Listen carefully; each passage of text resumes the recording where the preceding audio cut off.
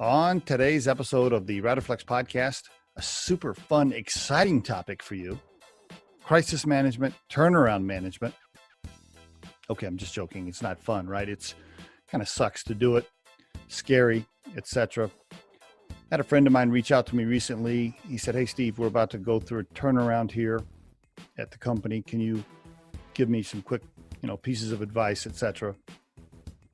So I spent some time with him, gave him 4 things that popped into my head pretty quickly. I want to share those with you. There are a lot more than 4, right? I mean, there's thousands of companies out there that specialize in turnaround management. There's books, essays, articles. I mean, holy cow, you can pull up all kinds of information on it, right?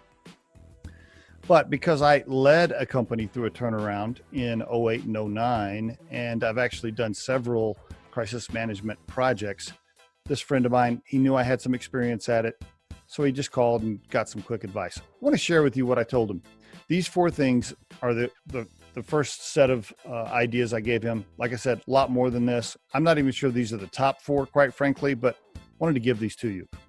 Just in case you happen to be faced with a situation where you're in a company on the leadership team, or maybe you're even the owner or the manager, and it's crisis management time due to the COVID situation affecting your revenue, etc. So number 1, first thing I told him was this: cash flow management. I recommend that you have your accountant or your CFO or whoever watches the money, right? Pays the bills, etc., produces the budget. Have that person bring you a 6 to 8 week cash flow forecast, which means they have to project sales, plug in routine expenses, etc. Have them bring you that cash flow. Then take 10% off the top line revenue number and push it back to them, and make them manage the expenses to that new revenue number that you just reduced. That's tip number 1. Why do I say that? Because when you're in a crisis management situation and you're asking your sales leaders to give you a new projected number, quite often they're not going to keep it real. Right? They're not going to say, "Hey boss, it's really going to suck and we should probably plan on super tough times." So whatever number you get back, when you get that cash flow back, just wipe 10% off the top line, or maybe even more than 10%, and then reduce your expenses to that new revenue projection. Number 2, expense review by line item. Have every business leader or segment leader or branch manager, whatever terminology you use, have them all bring you their expenses by line item, and have them suggest to you what can be cut out altogether or what can be reduced. Now, when I say by line item, I mean by line item. That means not just office supplies, but paper towels, coffee, napkins, dish soap, whatever.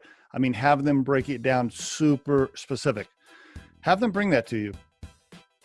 Again, have them show you what can be cut out altogether and what can be reduced and how they're going to do that. Now, in addition, incentivize them ahead of time. Tell them, just say, "Hey, look, Sally, bring me your expenses by line item. Show me how much you're going to save. And I tell you what I'll do. If you actually save it, if you actually execute that, I'll give you 10% of it back as a bonus." Yeah, you heard me right. Incentivize the business leaders to cut expenses and then give them something back if they actually execute it. Example, if Sally cuts $10,000 out of her budget, I'm happy to give her $2,000 back and save the $8,000 and so forth. Okay, so that was number 2. Number 3, overhead reduction. Some specifics here. Most of you going through crisis management or turnaround management are going to have to lay some people off. Most of the time, that's part of it, right? When you're deciding who to keep and who to lay off, I really encourage you to keep potential over specialists. What do I mean by that? Let's say Mary and Fred are in the same department, and Fred's skill set for that particular task are slightly stronger than Mary's, but Fred's capped out, and I know Fred can never move up or take on more responsibility or do anything different in case I need Fred to wear a different hat, but Mary can. I probably keep Mary and let Fred go. Always keep potential, because when you have to reduce staff, people are going to have to do things outside their comfort level or beyond their job description, right?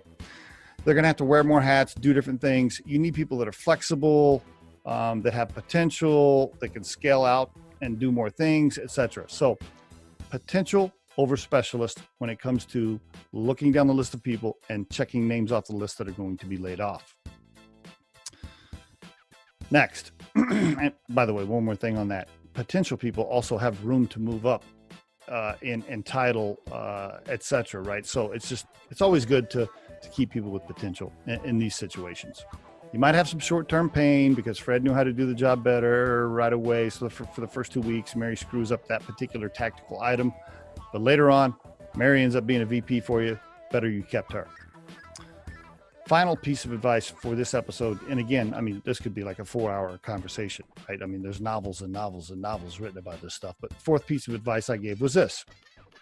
If you're in a business where the original founders are involved or family members involved, and they've been in charge since the beginning, and now they're about to go through their first ever crisis management or turnaround situation, here's my advice.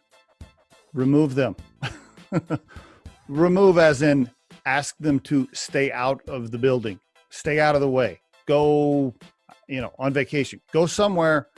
But when you start to get out the knife and slash expenses and let people go they really like and make drastic changes that are going to be a blow to their ego, they really just need to be gone.